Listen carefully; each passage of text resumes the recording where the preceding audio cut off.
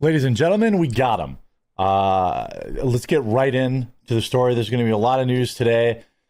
Finally got a little bit of sleep last night, so I'm sorry I'm a little bit behind on this story, but the man who took Charlie Kirk's life has been identified as Tyler Robinson, a student at the university. They're on scholarship. The suspect in Charlie Kirk's case has been identified as Tyler Robinson, a 22-year-old Utah resident. Now, how did they get him? His dad turned him in. His dad turned him in. The alleged monster confessed to his father, Matt, who is a 27-year veteran of Washington County's Sheriff's Department. Another police kid. That's the second one. The other one that did the school was a kid of a cop too. His father then contacted authorities and secured his son before he could be taken into custody. His mother, Amber Robinson, works for Intermountain Support Coordination Services as a company contracted by the state to help disabled people receive care. Robinson was a student at Utah State University on scholarship, insiders confirmed to Daily Mail. The family social media profile shows Robinson, who has two younger brothers, often enjoying family vacations, sharing smiling selfies, including one of his mother celebrating her genius son getting into college. Robinson was taken into custody around 11 p.m. last night, and he lives in a $600,000 six-bedroom home in Utah, 260 miles south of where the crime happened. Officials have yet to confirm the motive, but I assume we'll have that later today, and when we get that, I'll release that as well. I'm waiting on a press conference, so we'll probably have that almost immediately after this. Authorities said at the press conference Thursday night that Robinson will face the death penalty if convicted. Good.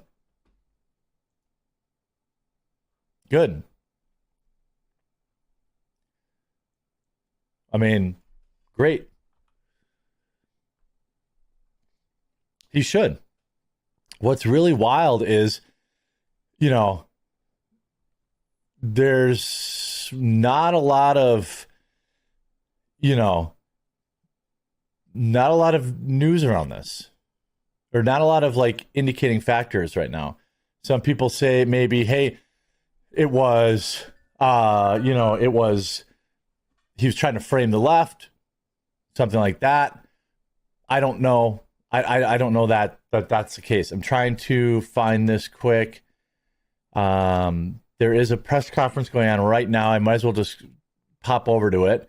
Let's see here. I think it's newer video. I can't even spell right now. It's happening live right now. Here we go. Information was also conveyed. Let's watch this. Video footage from UVU.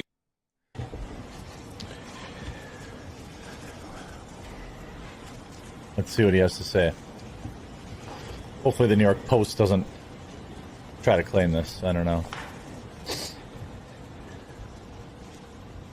Good morning, ladies and gentlemen.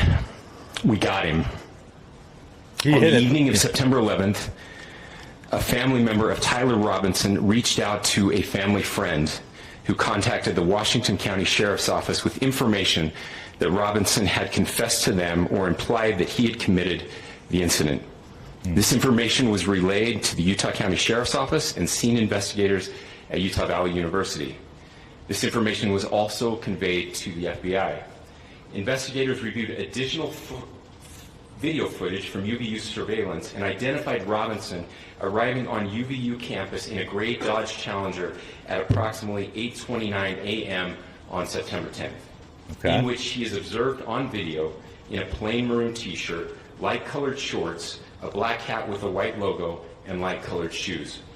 When encountered in person by investigators in Washington County on September 12th, in the early morning hours, Robinson was observed in consistent clothing with those surveillance images. Still wearing the clothes. Investigators interviewed a family member of Robinson who stated that Robinson had become more political in recent years. There we go. The family member referenced a recent incident in which Robinson came to dinner prior to September 10th, and in the conversation with another family member, Robinson mentioned Charlie Kirk was coming to UVU.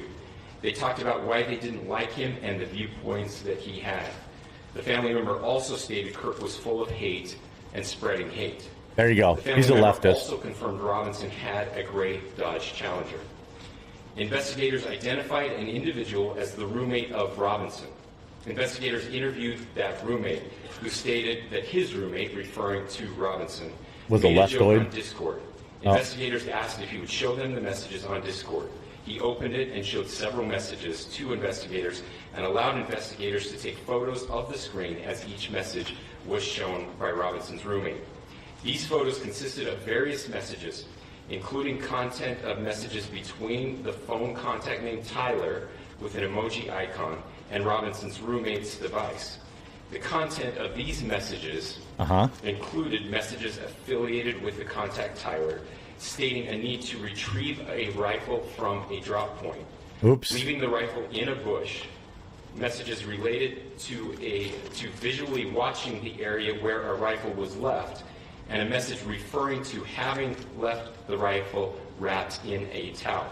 The messages also refer to engraving bullets and a mention of a scope and the rifle being unique.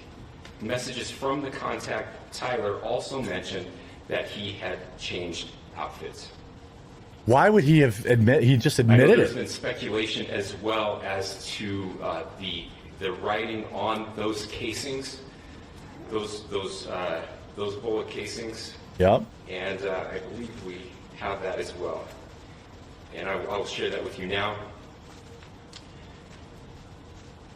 So the area north of Campus Drive Road where the suspect crossed over, you saw some of that in the video that we released last night, consists of a grassy area with trees on the edge of the UVU campus. We know that. Investigators discovered a bolt-action rifle wrapped in a dark-colored towel.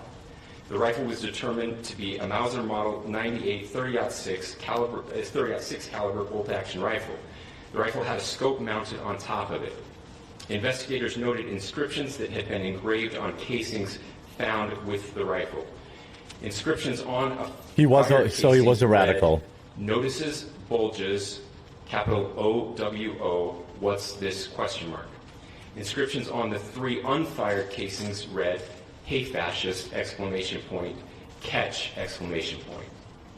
Up arrow symbol, right arrow, and symbol, and 3 down arrow symbols.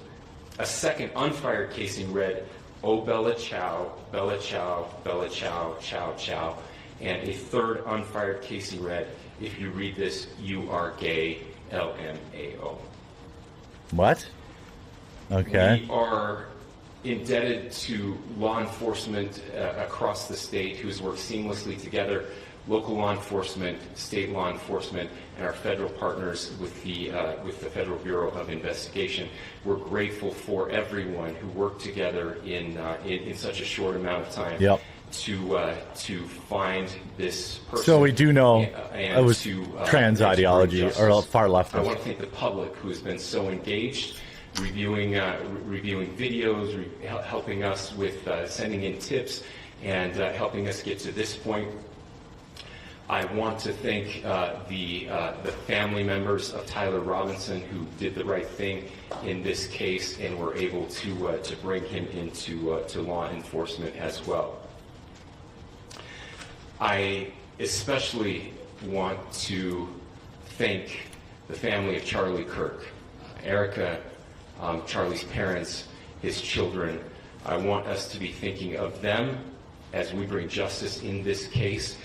They will be involved in that justice. We will be working very closely with them as we move through this process as well. Yep. This is a very sad day for our country. So we know, a terrible we know now. day for the state of Utah.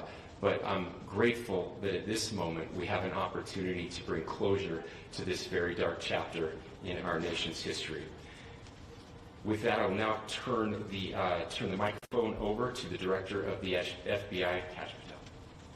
Oh, like Cash made sure to get his We lucked out that someone turned him in. This is what happens when you let good cops be cops. The FBI and our partners are proud to stand here today together to bring justice to the family of Charlie Kirk and honor his memory. I want to express my deep gratitude to President Trump, the Vice President, and the entire White House who have been so incredibly supportive with both resources and just personally to the FBI as a team. So now everyone's going to do their normal victory lap thing. Hopefully we get more information on this later. To operate in this space to bring this sort of justice at this sort of speed. In 33 hours, we have made historic progress for Charlie. Governor Cox, our partnership has been absolutely incredible these last few days. Our partnership will endure. Your state and local partners, your sheriffs, your DPS community has been unbelievably impressive. The son of a cop, again, just like the other university. Without partnering with your state and local authorities. The FBI has a certain role to play. We will play that role, and we will lead out the federal. You could have said, hey, the inscriptions were trying to throw people off, but the fact that he had called him a fascist and argued beforehand. Another shot at 12:23 p.m. on Wednesday. The first FBI agents arrived on scene in 16 minutes with chiefs of police at 12:39 and secured the scene. The FBI immediately launched fixed-wing assets. We utilized these assets to transport personnel, planes, specialty technicians, hostage rescue teams. We also utilize these assets to go back and forth from the East Coast and here in Utah to transport forensic evidence and other evidence that will be analyzed and is being analyzed at our FBI laboratories in Quantico and other laboratories, including the ATF. At my direction, the FBI released the first set of FBI photos of the suspect at 10 a.m. local time on 9/11. Then, shortly thereafter, the FBI reward of $100,000 was released at 10:45. Oh, I wonder if they did it for the reward. Myself and Deputy Director his roommate should arrived on the scene at approximately 5:30 p.m. on 9/11. The governor led a press conference last night at approximately 8 p.m. where, at my direction, the FBI released a never-before-seen video of the suspect. We also released new images to the public of the suspect. I knew that the images were too good. Like, he wasn't going to. The suspect was taken into custody at 10 p.m. local time. In less than 36 hours, 33 to be precise, thanks to the full weight of the federal government and leading out with the partners here in the state of Utah and Governor Cox. So he's taken alive. Very clear. This was politically motivated. He said he hated Charlie Kirk, called him a fascist. He became radicalized. We now know that. I will continue to follow this story throughout the day. If they do any questions and answers, I will upload that. I don't think they will. And I hope this guy rots. I look forward to the day that Charlie and his family get justice.